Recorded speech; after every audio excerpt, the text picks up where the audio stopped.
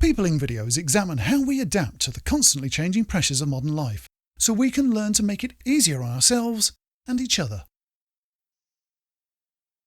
Hi, I'm Quinn and I'm autistic. Welcome to Autistic.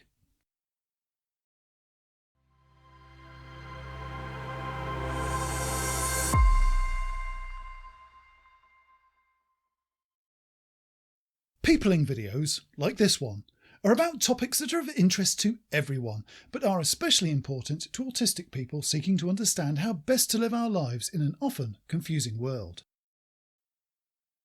You may not have heard of the 4Fs yet, but you probably have heard of the fight or flight response. If we find ourselves faced with a threatening situation, the way we make decisions changes. When rapid, decisive action is required, an aspect of ourselves that remains in the background most of the time takes over. Our sympathetic nervous system. It may make the snap decision to fight our corner at the risk of losing, or to run away with the alternative risk that we could encounter the same threat again. Those are the first two Fs. The other two don't get mentioned as often. First, there's freezing. We can neither fight nor flee if we're rooted to the spot, whether we're paralysed by fear and incomprehension or acting on instinct in an echo of long-distance primate ancestors who play dead when in danger. It's the fourth F I want to talk about today though, the one that's usually the last to get a mention, if it's mentioned at all. Fawn response was described in detail in Pete Walker's 2013 book, Complex PTSD From Surviving to Thriving. Since then, it's become increasingly clear how important a role this hard-coded defence strategy has played both on the grand scale, altering the fate of nations, and in the mundane, shaping the everyday lives of their citizens. If we face off against a predator in the wild, our dilemma is a binary one. The hungry predator wants us as an hors d'oeuvre, but we prefer to stay off the menu. Eat or be eaten, live or die. The first three possibilities are open to us as survival tactics: fight, flee or freeze. When we engage with a human predator though, we have another option available to us, because people can do something together that we can't do with forces of nature or predatory beasties. We can talk to each other. Because all interested parties can communicate and process abstract thought, we open the possibility of bargaining. We stall them with words until we think of something to offer which is more valuable to them than the fate they have planned for us. Most of us will have seen a movie scene where the local warlord stomps into town after their henchmen have raised hell and stands before a terrified villager who begs for their life. They protest their innocence, pledge their unfailing loyalty and start offering whatever valuables, favours and promises they can muster in the hope of presenting something worth sparing them for. That frightened villager is fawning. Technically speaking, a dictionary will tell you that fawning is primarily a function of flattery. When we fawn, we shower someone with affection, gifts, compliments and affirmation. Fawning in the sense of the 4Fs can include flattery, and often that's all we have available to us at the time. But it can also include anything you're willing to offer which may tempt your tormentor to spare you. In any transactional exchange between two parties, both will start with a set of needs of unknown significance or value. If one party chooses to take an aggressive stance, their opening gambit is to imply either that their needs are far more worthy than the needs of the defendant, or that the defendant's needs can be disregarded as frivolous, disingenuous or bogus. The defendant who fights back must attempt to raise the shared perception of their needs to meet or surpass the imperative implied by their attacker. Fleeing can't resolve the issue and may even be interpreted as capitulation, and freezing usually has similar results. Fawning is a different matter though, and it's this difference which makes it a powerful tool. If successful, it won't only halt the dispute over needs and priorities by conceding defeat, but it might also lay the foundations of future defences or even advantages in one coordinated action. The reason an aggressor is, well, aggressive is because they expect resistance. They know that their position or demand may put us at a disadvantage or possibly even harm us in some way, so they tailor their approach to minimise any opportunities we have to object. They'll use whatever tools they have at their disposal. Physical size, positions of authority, superior knowledge, emotional leverage, undermining our confidence, anything that makes their job easier. Their theory of mind has envisioned a fight to prove whose need is the greater and who has the power, so they come well armed.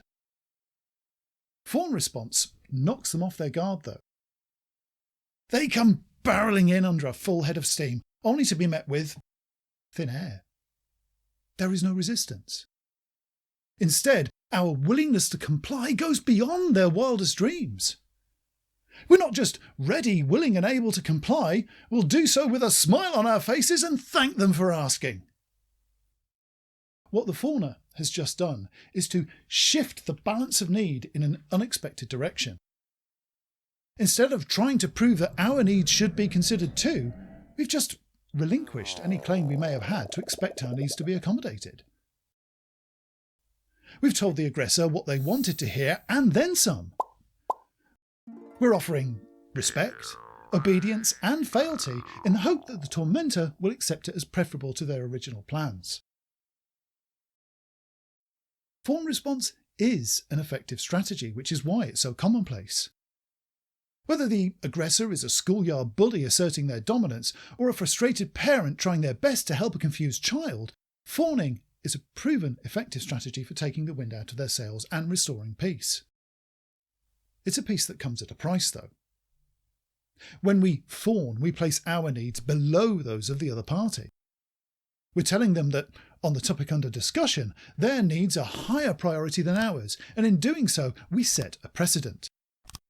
From now on, we're likely to be expected to concede should the same issue arise again. It goes further though, because if we fawned once, it's very likely that the other party will expect us to fawn over them the next time they raise an issue. Maybe even start planning to elicit a fawning response by introducing triggers towards guilt, shame and failure. It can take a while before people start to try their luck though. Initially they'll test the waters by just pushing us a little bit beyond our limits. They don't know that we're already well outside our comfort zone. All they know is they got more than they expected last time, so how much further can they push us and still keep us on side? If we keep fawning, they'll push further until eventually we've put our needs so far below theirs, it's like we had none to start with. It's a slow process that we don't even see happening. And by the time it's dawned on us, we've applied this successful fawning strategy of ours to more people than we can remember. We've even started applying it preemptively in an attempt to prevent potential conflicts from even happening. We're so keen to avoid conflict that we try to make the conditions perfect every time, so that awkward situations don't occur in the first place. We've become a compulsive people pleaser. Now, being a people pleaser is nothing to be ashamed of in itself. It can be a positive attribute for someone in a caring, entertainment or hospitality-based career, but it can also be destructive. When the foundation of our desire to make people happy is actually the fawning we did to save our skins in childhood, many of us find that by early adulthood we're expending so much energy making other people happy, we've forgotten how to be happy ourselves. Our hopes dashed, our energy spent, and our self-esteem in ruins. Realising that the blame for our unhappiness lies at the feet of our consuming desire to keep other people happy can be the first step towards rebalancing our lives. Once we discover new strategies to replace our old fawning tactics, we can work on rebuilding our self-confidence, tending to our emotional needs, and rekindling old or establishing new, healthy relationships. For autistic people, especially those who've recently been diagnosed, that revelation can be both a devastating and groundbreaking moment in our lives, and I'll talk about that in more detail soon. But for now, thanks for watching. identifying the issues that cause us pain or hold us back is only the start of finding a solution. If things are getting on top of you, then please don't hesitate to seek out appropriate professional help if that's an option available to you. If you've already liked and subscribed and would like to support the channel more, then please follow the Patreon links in the description to pledge what you feel is fair and affordable to help keep the lights on here and the content keep flowing.